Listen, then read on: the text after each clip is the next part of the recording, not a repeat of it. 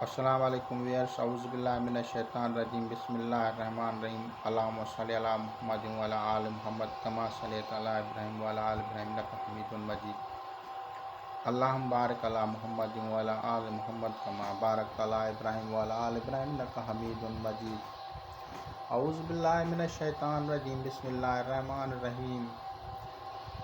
آج ہم بات کرتے ہیں ایک مشہور، معروف، پاپولر، دنیائے عملیات میں مشہور نام، جنوں اور انسانوں میں مشہور نام، وہ ہے بادشاہ جنات، شہنشاہ جنات بختانوش۔ بختانوش شہنشاہ جنات ہیں۔ اس کا دوسرا نام، اس کا جو لقب ہے، جو اس کو القابات سے پکارا جاتا ہے، سرخ تاج الملوک بولا جاتا ہے۔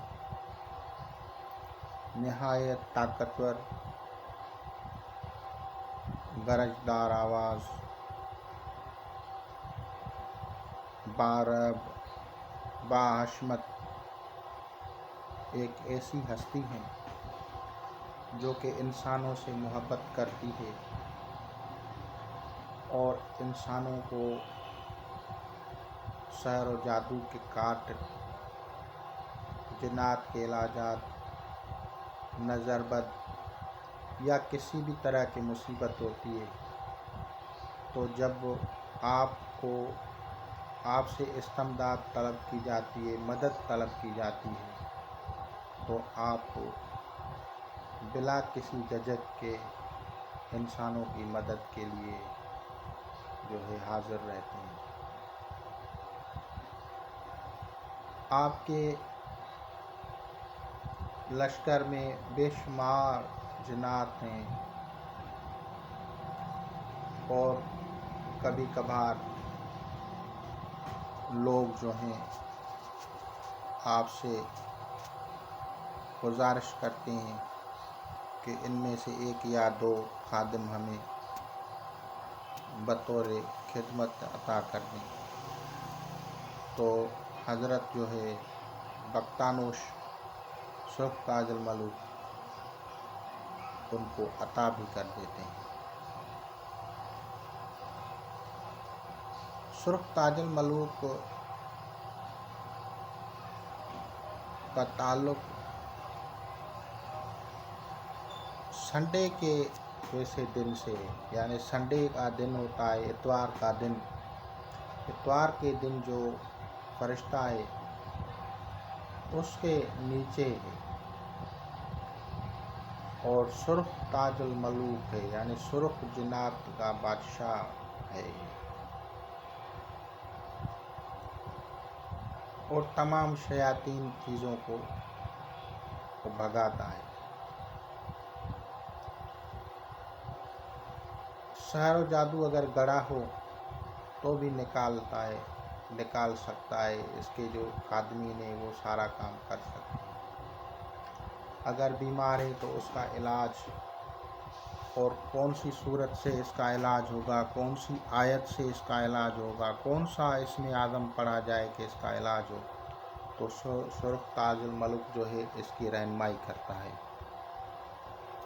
कुछ कुतुब में अमल बताए गए हैं और कुछ जब इसको आमिलीन लोग बुलाते हैं तो एक अलहदा से तरीका या एक अलहदा से कोई इसमें आदम बताता है जिसके पढ़ने से सुर्ख काजल मलूक जो है वो हाज़िर हो जाता है।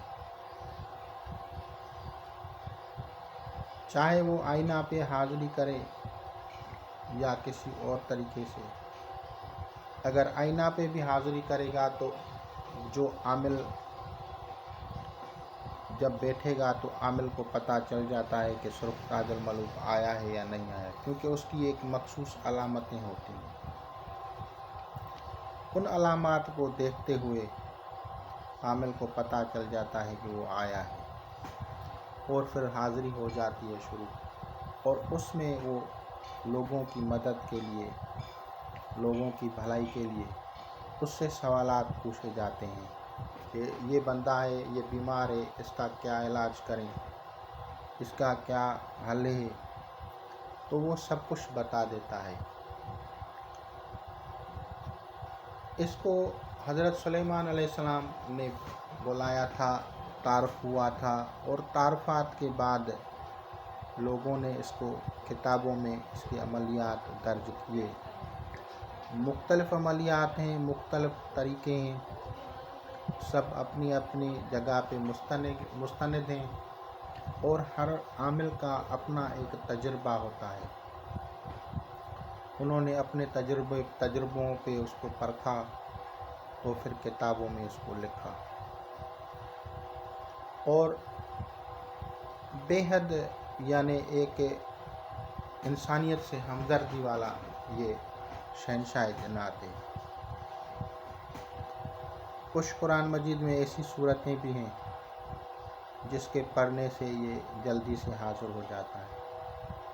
जिन आमलीन को ये मखसूस तरीका बता दे कि ये आयत या ये सूरत पढ़ने से मैं हाज़िर होता हूँ, वो किसी को वो तरीका या अमल नहीं बताए, क्योंकि जो रूहानियतें आपको अपने बुलाने का तरीका बताएं या इसमें आदम बताएं, वो दूसरों को कभी भी नहीं बताया जाता। ये उनके राज का मसला होता है। तो जिन चीज़ों का वो पर्देदारी का कहें तो उनको पर्दे में ही रहने दिया करें।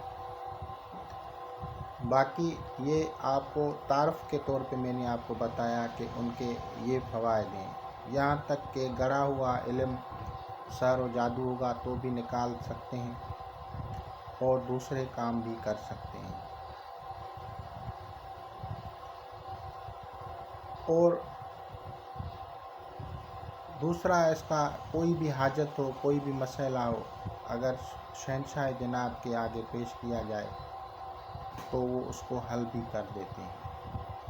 चाहे वो मियाँ बीवी के झगड़े हों, चाहे बीमारी हो, चाहे नज़रबद हो या कोई भी काम हो, तो जब उनसे गुजारिश की जाती है और रिक्वेस्ट की जाती है तो वो उनको हल करवा देते हैं, क्योंकि उनके जो ज़ेरे तसर्रुफ़ हैं बेशुमार जिन्नात हैं, तो उनके लिए तो ये कोई मसला नहीं है।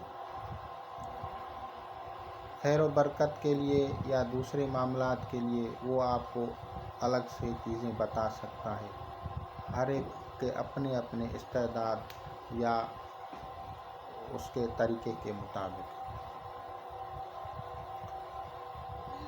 बेशुमार तरीक़े हैं और बेशुमार तरीक़ों से लोग उसको बुलाते हैं, लोगों की खिदमत करते हैं। और कुछ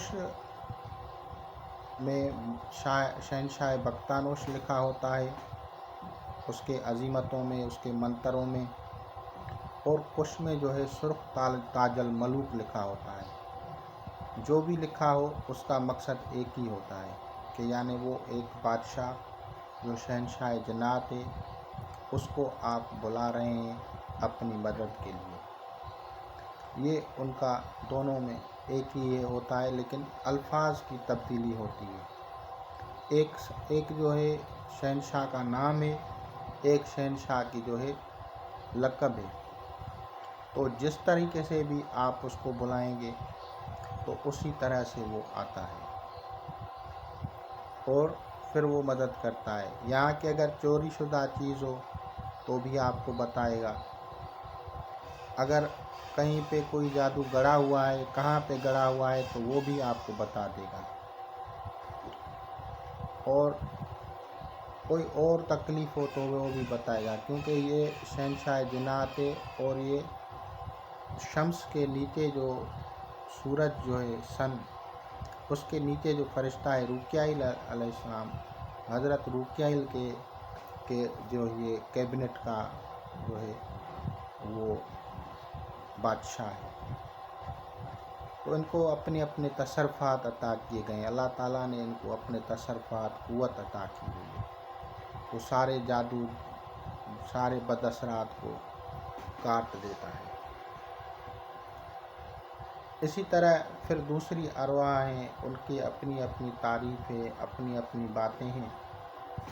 मैं वक्फ़न रफ्ता रफ्ता स्टेप बाय स्टेप आप लोगों को इसके बारे में बताऊंगा।